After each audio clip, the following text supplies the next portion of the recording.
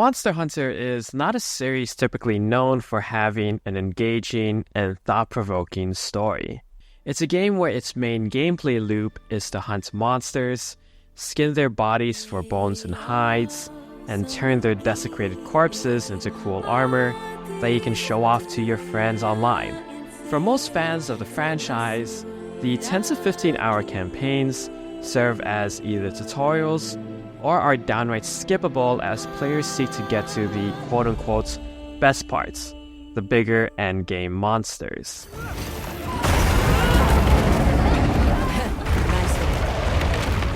While there's nothing wrong with that playstyle, part of me gets a little saddened by that fact.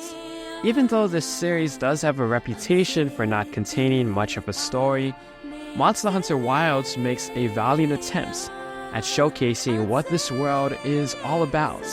It's not simply about killing monsters, but rather it's about learning to take care of them, the people around us, and the environments we call home.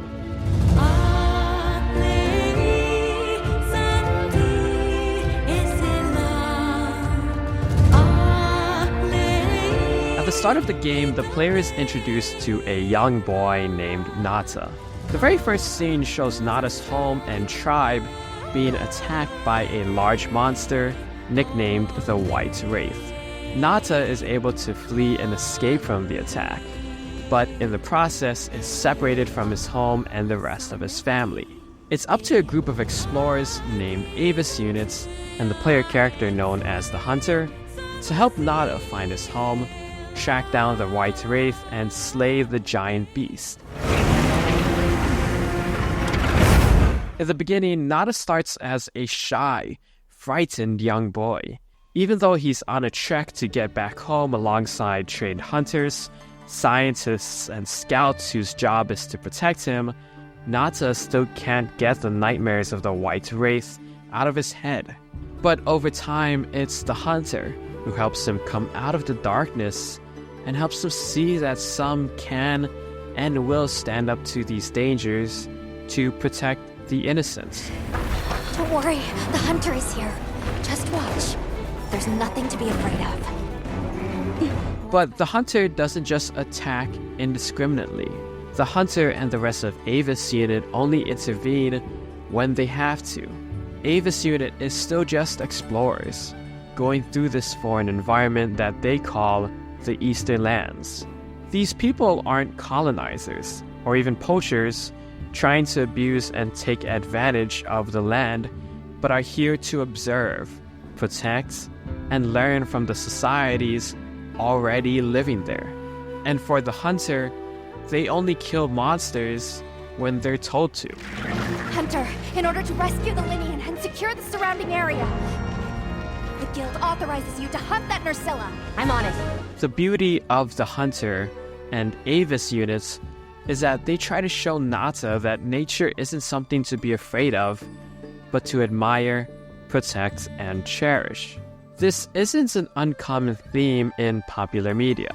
There are droves of other movies, books, and television series that talk about this. And like famed director Werner Herzog once put, rather comedically, nature isn't something to be controlled. At times it can be beautiful, but it can also be terrifying. Taking a close look at what's around us, there is some sort of a harmony. It is the harmony of overwhelming and collective murder. And we have to become humble in front of this overwhelming misery and overwhelming fornication. When I say this all full of admiration for the jungle. It is not that I hate it, I love it. I love it very much, but I love it against my better judgment. Coming back to Nata and the White Wraith, as Avis units, the Hunter and Nata make their way back to Nata's home, they uncover that the White Wraith, actually called Arkveld, is much more unique and extraordinary than they realized. Arkveld isn't a naturally born creature, but rather an artificially created monster. It is also feeding off of the other monsters, gaining more of their powers, and consuming one of the territory's most important resources. Arkveld is just one of many genetically modified creatures that became known as guardians, meant to protect an ancient civilization known as Wyverians. Nata's tribe, known as the Keepers, are descendants of the Wyverians who tampered with and altered their environments and the creatures within them. Arkveld and the shifting landscapes are a result of that. So what do you do with a Frankenstein monster? As is typical in many of these stories, the Guardians turned on their creators, and the so-called advanced civilization crumbled because of it. But at the same time, could you blame the monsters? Is that justification for killing them? The Guardians were prisoners and were abused in order to become a means to an end. Life. Is that what you call this? Constructed husks they can't even eat? Locked away when they're no longer needed? Arkveld. All it wanted was to be free! This young boy sees how wrong it was to exploit these creatures and sees how Arkveld and the rest of the Guardians are simply just trying to survive, just like the rest of them. But for Arkveld and Avis Unit, it's already too late, as Arkveld has already grown too powerful to let live. For the continued preservation of this ecosystem, the Guild authorizes you to slay the Guardian Arkveld. Acknowledged. In a poignant moment following the death of Arkveld, Nata makes peace with the cause of his trauma. He comes to see and empathize with the monster that caused his pain. As they further explore the ruins of the past civilization, they discover what Arkveld was seeking all along. Arkveld was searching for the Dragon Torch and the cause of the Eastern Lands' shifting conditions. The problem is another Guardian has already reached it. A Guardian by the name of Zoshia, cocooned inside, absorbing the energy. The Hunter, Avis Unit, and Nata are all confronted with another similar dilemma. Zoshia is a much more powerful monster that must be stopped. But how do you destroy it without also destroying the Dragon Torch? It's revealed that Nata's parents had an important role in this. Nata was bestowed a pendant with the power to destroy the Dragon Torch in the event that a Guardian were to gain its power. Nata's pendant has the ability to dissolve it. The issue is that the Dragon Torch is what causes the terrestrial shifts throughout the lands. When the biomes become desolate and without life, the Dragon Torch is what rejuvenates those areas.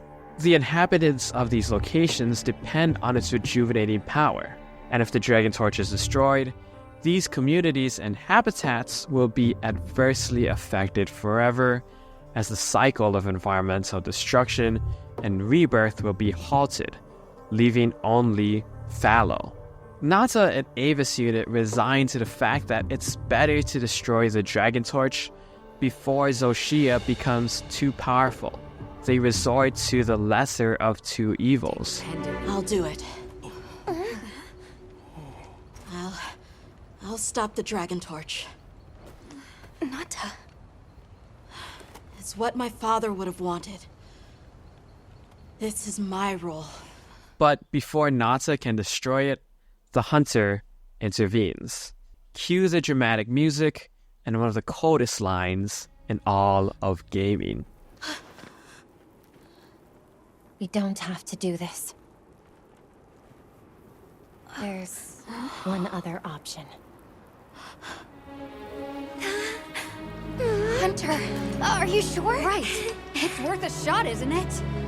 Yeah, let's do it! Rather than destroy the Dragon Torch entirely and jeopardize the lives of all the other societies in the Eastern Lands, the Hunter awakens and confronts Zoshia, eliminating the sole threats.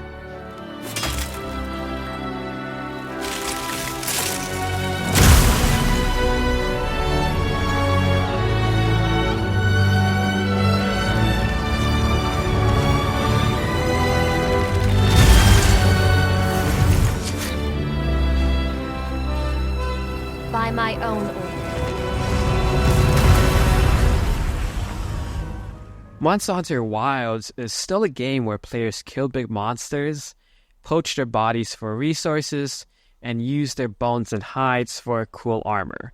I get that. But within this, Capcom decided to break that cycle and make players think about the effects of their actions. It's an ethical exercise, asking us, the player, if the animals that live there are simply a means to an end or are an end of themselves. Animals and environments around us will continue to go through revolutions of life, death, and rebirth. Creatures we once thought to be extinct can be brought back 10,000 years later. Life, finds a way. But the best part of Monster Hunter Wilds is that even if we may not be able to break all of these cyclical natures entirely, we can still do our best to protect it, preserve it, and see the beauty in nature.